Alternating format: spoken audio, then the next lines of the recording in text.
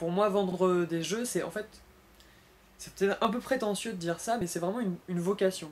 C'est-à-dire que j'avais un peu le choix, soit je continuais mes études littéraires, donc j'ai fait la prépa littéraire, ma licence de lettres classiques, bon je l'ai foiré, mais j'ai fait une licence de lettres modernes que j'ai fini par réussir.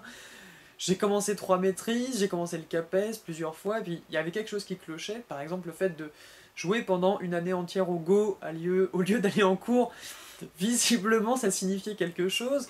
J'étais toujours en train d'essayer de créer des jeux, des choses comme ça, et il y a un moment où ma fiancée m'a mis devant le fait accompli. Elle m'a dit, bon, faut te décider, tu peux pas gagner de l'argent avec les jeux. Et là j'ai bien réfléchi et je me suis dit, mais si, je peux gagner de l'argent avec les jeux, mais effectivement pas en créant, parce que effectivement créer des jeux, à moins de créer le Monopoly, le Jungle Speed ou quelques autres jeux à succès, ça rapporte pas suffisamment pour vivre, mais je me suis dit, bah, je vais commencer au bas de l'échelle, je vais aller dans une boutique, et donc je me suis rasé la tête, voilà, c'est depuis que je suis comme ça. Avant j'avais énormément de cheveux, non en fait pas tant que ça, mais bon, quand même.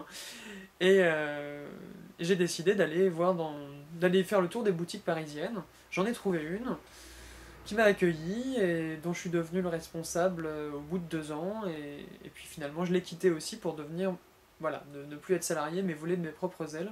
C'est une succession de choses heureuses de ce côté-là. Pour moi, c'est vraiment important et c'est vraiment proche finalement de ce que je voulais faire avant, c'est-à-dire du rôle de l'enseignant. Mais j'ai préféré être l'enseignant dans la cour de récré plutôt que l'enseignant en cours. Et c'est vraiment le partage qui est le plus important, c'est-à-dire la découverte. Et donc, c'est vrai que je suis un peu frustré parfois par la vente internet, parce que la vente internet, c'est faire des cartons, envoyer des cartons et partager un lien très très ténu avec le client. Et c'est en boutique que je m'éclate le plus et que c'est le plus intéressant. Ou alors quand je vais dans des centres de loisirs faire découvrir, ou dans des classes directement aux enfants. Là, je crois que c'est certainement les meilleurs moments que j'ai passés quand je vais dans une classe, même une classe de maternelle par exemple, et qu'on fait découvrir le premier verger ou des jeux de société. Voilà, ça c'est une expérience vraiment vraiment très très intéressante.